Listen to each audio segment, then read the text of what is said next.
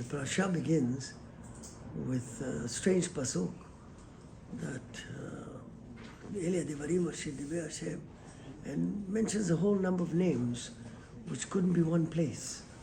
So Rashi tells us, Chazal tell us, that these were the places, then in those places the names are remez, the false, where the Klal Yisrael did not do what was right.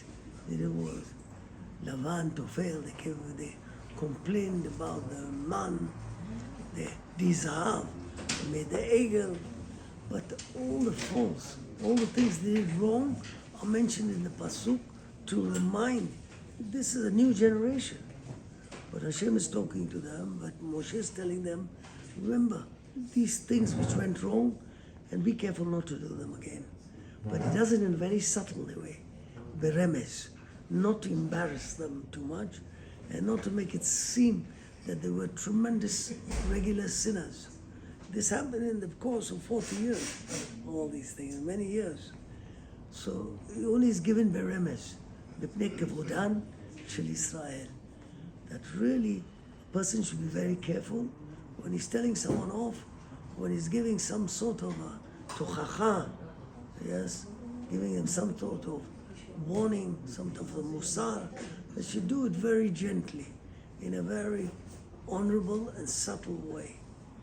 Yet we find that there's a mitzvah, tochiach et amitecha, yes, and tochiach et amitecha, even you're allowed to embarrass him. You're allowed to even, of course, we wouldn't start by embarrassing him.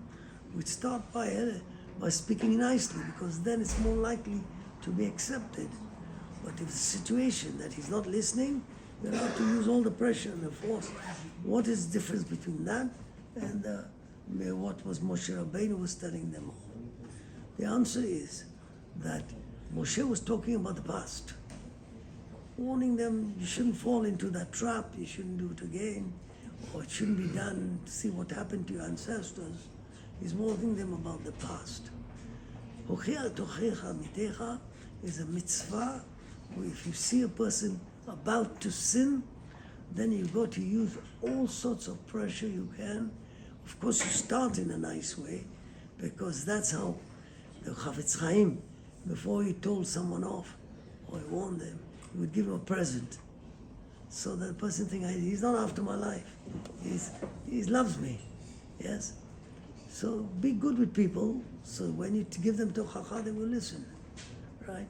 But the point is, if you see a Jew sinning, you have an obligation to stop him. Of course, there are laws in that. What sort of halachot? What is he over on the Raita, the Furash the Raita? There are not many laws on that. But in the laws which apply, when a person is about to sin and you can stop him, you have an obligation to stop him in whatever way you can. Then it's no embarrass. You even go beyond even embarrassing him. Because we should understand that if you love someone and he seems committing suicide, what will you do?